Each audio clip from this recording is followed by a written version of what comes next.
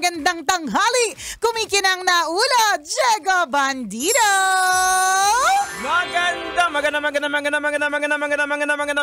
Magandang tanghali. Kumikinang ina.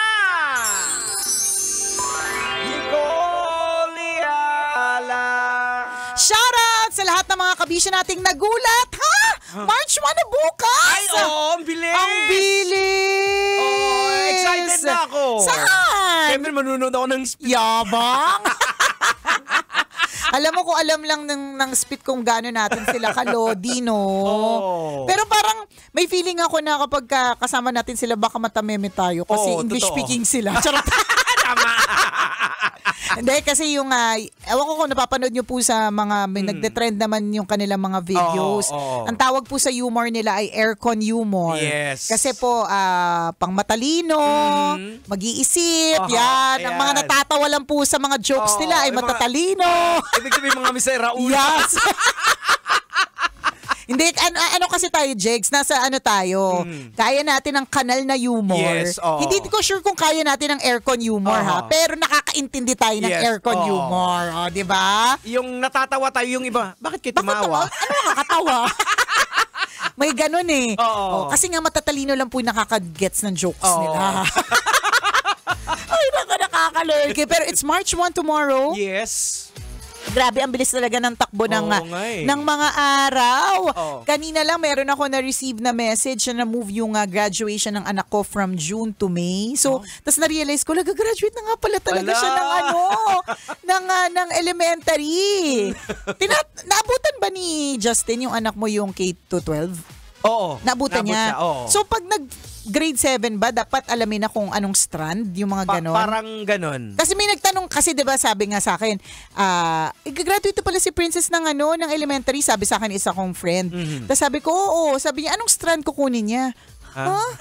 Ang alam ko lang na strand, hair strand. Ako dati hindi ko rin naintindihan at hindi ko inintindi yung mga K-12 na. Ang umintindi yung nanay, di ba? Parang magigets kung hindi intindihin ng asawa ko eh. Pero it's my obligation na intindihin. So kung anong strand. So ako naman, para lang kunyari, sabi ko, hindi pa namin napag-isipan pero she's into the arts. Yeah. Parang ganun. Yung anak ko nga alam niya na yung gusto niyang gawin. So, alam mo naman, tayong lahat meron tayong mga plano sa buhay, no? Pero maaaring we will be led to those plans for a while. Pero eventually, ibabalik tayo ni Lord kung saan talaga tayo nararapat di ba? Mag-iiba din talaga eh. Mag-iiba. Pero it's also good na alam mo na kagad kung anong gusto mo. Yes, So, nung isang araw, sabi ko sa kanya, babe, congratulations kasi natanggap kasi siya sa isang leadership program sa Ateneo. So, happy ako. 2 days lang siya. Parang leadership seminar. Wow. Happy ako kasi yan yung mga pinagdaanan ko eh. I mean, yan yung path ko. Nag-leadership program. Isa pa naman magmamana si Princess. Kaya nga, yun na nga eh. So, yan yung sabi ko sa kanya. Sabi ko, babe, I'm so happy kasi I think you're gonna be like me. Tapos sabi niya, yung mukha niya parang nagbago talaga. Parang hindi siya masaya. What? But mom! Sabi niya talaga, yung parang nakita ko, kasi na-shock siya. Na-shock talaga yung mukha niya na parang, ano, what do you mean? Kasi kaya ako nasabi yun, kasi yun yung mga dinaanan ko. Yung asawa ko hindi naman nag-leadership program yun eh. Parang he's into sports, so nag-varsity. So kung between the two of us, dun sa nanay at sa tatay, dun papunta si Princess sa bida-bida, leader, ganon. Siguro nung binanggit mo na parang magiging pareho kayo, ang iniisip niya is visual. Na kung paano ka manumit. Hindi. Pwede din. Kasi parang your style that's not my style. Kapag halimbawa, pinapasuot ko siya ng halimbawa, Filipiniana, sasabihin niya talaga, why? Why do we wear Filipiniana today? In an ordinary day, mom, it's not buwan ng wika. Ayun. So, maaring visual, pero, ang narinig ko sa kanya, she already has a plan eh. Ang sabi niya, tapos biglang sabi niya, like what, be a DJ? Gumanon siya. Tapos sabi ko, no, not be a DJ, but like become a manager, become a leader, ganyan. Sabi ko, lead a team, ganyan. Tapos sabi niya, I want to be a Broadway star eh. Alam niya na. Yun yung gusto niyang gawin. Gusto niya mag-Broadway. Tapos biglang sinabi niya sa akin, Mom, what if yung may pinapanood siya ngayon, Epic, yung yung title, na lagi niyang kinikwento, tapos talagang ang hirap intindihin talaga nung yun yung nilalaban niya na yung si Spider-Man hindi bagay dun sa role sa character yun yung gusto niya. Sabi niya, Mom, what if Epic suddenly has an audition but it's in another country? Should I go for it? Kasi ko, go for it. In my mind, teka lang, kailan ba yan? Pero na-amaze lang ako na at grade 6, she already knows what she wants. Gusto niya mag-Broadway. So, ibig sabihin, lahat ng mga posibleng gawin niya or decisions niya would be towards theater, towards musicals, ganun. Kasi I remember nung grade 6, hindi ko pa alam gagawin ko. Maski nag-graduate ako ng high school eh. Alam mo, yung mga ganyang eksena nakita ko na yan sa anak ko eh. Kahit lalaki, na talagang very sure sila, halimbawa, sa sports naman siya. Basketball. Hindi yung basketball, halimbawa, yung biking. Talagang nag-bike, umaalis kung minsan hindi namin alam, nakarating na ng Batangas. Kasi nagbabike. Biglang magkakaroon ng switch yan. Nag-switch. Biglang nag-basketball. Ngayon, binitawan yung bike, parang tapos na.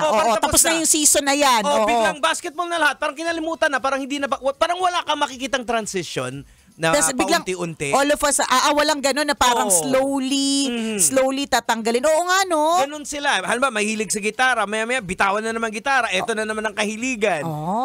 So you'll never know. Yes. You'll never know. Pero one thing's for sure, we as parents should support. Dapat nandun tayo. Yun lang yun. Diba? Dapat suportahan natin sila. Correct. Dapat tayo yung tipo ng mga magulang na tayo yung unang sasabihan. Yes. Kasi ako gusto ko ganito na yung mga anak po nating lahat, iniisip sa mga magulang natin na, ay sasabihin ko to sa nanay ko at sa tatay ko, whatever it is, dahil alam ng nanay at tatay ko ang dapat gawin. Yeah. Instead of, ayoko sabihin sa nanay at tatay ko kasi magagalit sila.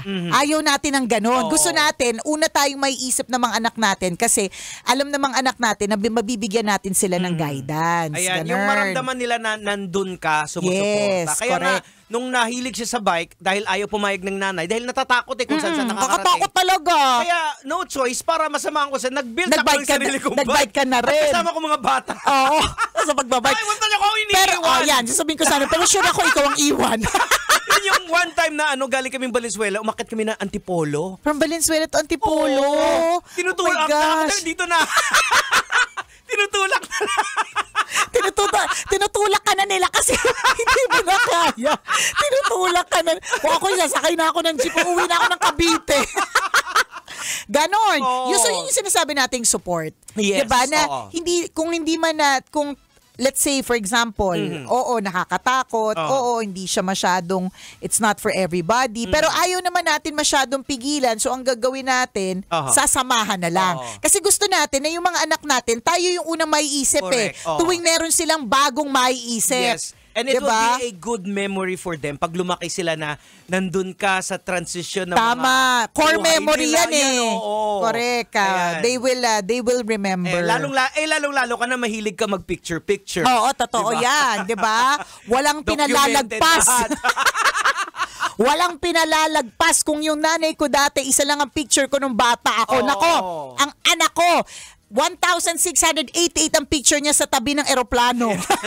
Kita mo, di ba, nung maliit siya, makulit si Princess. Sobrang kulit. Biglang nag-switch, biglang nagbago. Nakita ko nga yung video niya na pinost mo kasama si Chopper. Nung isang araw. Sabi ko sa kanya, look, babe, yun nabasa mo yung caption ko. Kasi para talaga sa anak ko yun babe, look, you were a baby when you were just following. Ang hirap kasi mag-English anak ko. Sabi ko doon, baby ka pa, sinusunod mo pa lahat ng sabihin ko. Kapag sinabi kong sayaw, sasayaw ka. Ngayon susundin mo naman pero with matching rolling ng eyeballs. Alam mo yun? Mag-i-switch talaga. Magtatanong ko, bakit? Sino to? Dati makulit naman. Kahit si Justin dati makulit naman. Ay sa picture-picture, nagdiduling-duling ng mata. Yan. Ngayon, para mga seryoso na sila ibang tao. Kaya nga Same with Princess, di ba? Si Princess tuwing darating yan dito, di ba? Pag andyan ako, ipapakita yung mga LOL niya, yung mga dolls niya nung bata pa siya. Nagkukwentuhan kami. Correct. Oo. Tapos ngayon hindi ka na niya masyadong kinakausap. Di ba? Nagaganon na sila. But basta ang bottom line lang mga kabisyo is whatever season it is sa buhay ng ating mga anak, let's be there for Nandun them. Tayo. In fact, hindi nga nagbabago, hindi nga siya, it never ends rather. 'Di ba? Yung akala mo pagka kinasal na sila, doon na natatapos. Hindi hanggang buhay ka at magulang ka nila, nandiyan ka pa rin to support. Pero wag naman yung bida-bida nandun ka sa gilid. Andun ka lang sa shadow, You allow them to fly. Kasi may mga magulang din naman every season of your life I will be there. I will be there. I will be the bida. I will be the bida. At may madaming mga ganon. So, yun yung sinasabi natin. Huwag naman ganon. I-allow naman natin sila na mag-shine. At yun yung para sa akin, masaya na malungkot na part of being a parent. Masaya kasi, syempre, alam mo na they're becoming responsible, they are becoming independent, diba? Pero malungkot at the same time kasi yung katotohanan na bukod sa kumukunat na yung mga balat natin kasi tumatanda na tayo, yung katotohanan na eventually, hindi na rin nila tayo masyadong kailangan. Tama. 'Di ba? Kaya kung halimbawa ikaw ay nandyan sa stage na ang kalat-kalat ng bahay kasi puro laruan, ang kalat-kalat ng kanina lang yung pingkong sofa dito sa office, nakita ko kanina ko lang nakita, Jegs. Dun sa sofa mismo nakalagay letter A. Sabi ko, sino kaya? Sa dalawang anak ko ang nagsulat ng letter A dito sa pingkong sofa na pinagkaalagaan ko. But then again, I realized dadating yung panahon na kahit gusto kong tumambay sila dito sa office kapag wala silang pasok. Kasi pag wala silang pasok o kaya online class sila, minsan iniisip nilang option na dito tumambay. Hindi lang ako laging pumapayag kasi wala ako nagagawa pag nandyan sila. Tsaka nauubos yung laman ng ref ko. Tsaka higit sila at wala akong nagagawa pag nandyan sila. Pero I realized na dadating yung panahon na magmamakaawa ka sa kanilang oras. Correct. Na hindi nagugulo yung mga gamit. Hindi na mauubos yung mga tsokolate sa ref kasi conscious na sila sa katawan nila at ayaw na nila ng chocolates. May iba na silang mga gusto. Kaya habang nandyan po tayo sa stage na yan, kung ikaw, mami, parang ang feeling mo ngayon, daddy, parang hindi na natapos yung mga, hindi na natapos yung paglilinis, hindi na natapos sa lahat. I-enjoy lang din. Kasi bigla na lang silang 12 years old. Bigla na lang silang 16, bigla na lang silang 28. Ayan. Hindi na natin lahat na malayan. Yung kakulitan nila i-enjoy nyo kasi darating yung panahon may mga sariling lakad na eh. Yes. Ikaw na yung anong oras na saan ka na? Kasi gusto mo sila makita pero may sariling lakad Meron na silang sariling lakad. Kaya ako kahit na talaga, sama kayo. Sama-sama. Meron pa nga dati nagsabi sa akin na lagi mo kasama yung mga anak mo, no? Yung parang may kasamang hindi masyado maganda yung tono. Kasi hindi na ako nag-explain. Pero totoo, lagi ko silang kasama. Kaya pag may nag-invite sa akin ng birthday, buy one, take four ito. Ako din pag may nag-invite sa amin, sabi ko, kasama ko lang yung pamilya ko Totoo. So kung hindi ka handang isama kami, isa sila, baka hindi ako maka-attend. Kasi hindi mo naman pwedeng iwan Hindi. Oo. Tsaka yun nga ako minamaximize ko lang yung time na maliliit pa sila. Actually, hindi na nga sila maliit. Si Prince, hindi ko na nga siya mabuhat Diba? Kaya at least hindi ko pinagsisihan yung mga oras na lagi ko siyang binubuhat dati. Kasi ngalay. Nagkaroon pa ako ng carpal tunnel syndrome, kineme sa kamay, eklavu, kabubuhat. Na ang sinabi sa akin, huwag mo kasi laging buhatin. Pero tingnan mo yung stage, na-survive ko naman, una. Pangalawa, tapos na yung stage na yun. Hindi ko na siya mabubuhat. Darating ang panahon, ikaw na yung bubuhatin niya. Correct. Ako na yung aakayin, di ba? So, habang ako pa yung bida. Ikaw na yung sasampa sa likod niya. Totoo, di ba? Kasi kami nagawa na namin kasi laki-laki na Tama, kaya-kaya ka na niya Di ba?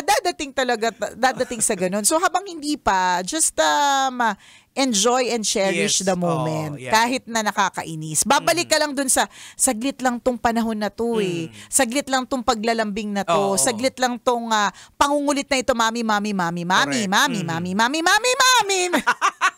Saglit lang. Alam mo kung bakit, Jegs? Nung una tawag sa akin ng anak ko, mama. Tapos naging mommy. Tapos naging mom. Paminsan-minsan ang tawag niya na sa akin, bra. Bra! makikita mo talaga ang bilis ng transition talaga eh. So, whatever it is, Kabisyong, importante, maging nandun tayo. Yun naman din yung punot dulo dun eh. Dapat nandun tayo sa parte ng buhay nila kung nasaan man sila ngayon. Correct. Diba? Ay, nako, salamat na marami sa lahat ng mga nakatutok sa atin. Thank you very much. Shout out dun sa mga nakakapansin ng aking personalized letter N na pendant. Pwede kayo magpa-personalize ng jewelry sa Mayet de la Rosa Fine Jewelry. Sweldo today, deserve nyo yan. Wow. O siya, mamaya uli.